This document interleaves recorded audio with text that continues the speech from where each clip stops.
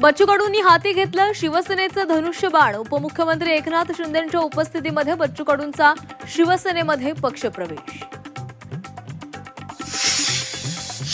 बच्चू कडूंची विधानसभेला निवडून येण्याची क्षमता संपली. कडूंच्या शिवसेना प्रवेशावर खासदार संजय राऊतांची टीका.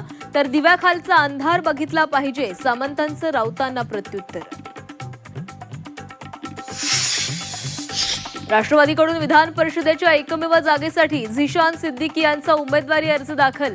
सुनेत्रा पवार तटकरेंच्या उपस्थितीमध्ये भरला अर्ज.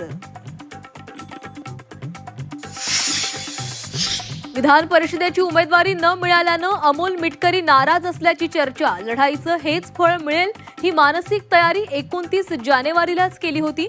मिटकरींची भावनिक पोस्ट. काँग्रेस शिवसेना उद्धव बाळासाहेब ठाकरे पक्षाच्या बैठकीमध्ये तोडगा नाही. वडेट्टीवार अचानक बैठकीमधून बाहेर पडले. विधान परिषद निवडणूक अर्ज भरण्यासाठी अवघा 1 तास बाकी.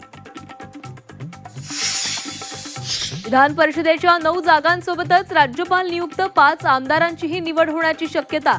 राज्यपाल नियुक्त आमदारांचा कोटा पूर्ण करण्यासाठी हालचाली सुरू झाल्याची सूत्रांची माहिती.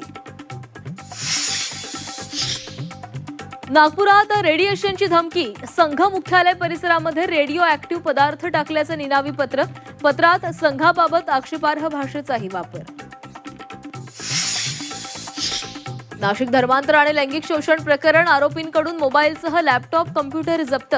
मोबाईलमधील धर्मांतराचे फोटो, व्हिडिओ यंत्रणांच्या हाती.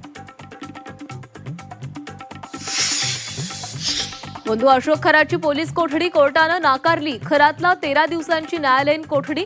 9व्या गुन्ह्यात ताबा मिळवण्यासाठी एसआयटी कडून कोर्टामध्ये अर्ज दाखल. आणि ठाणेकरांसाठी आनंदाची बातमी. ठाणेकरांच्या सेवेत डबल डेकर बस दाखल.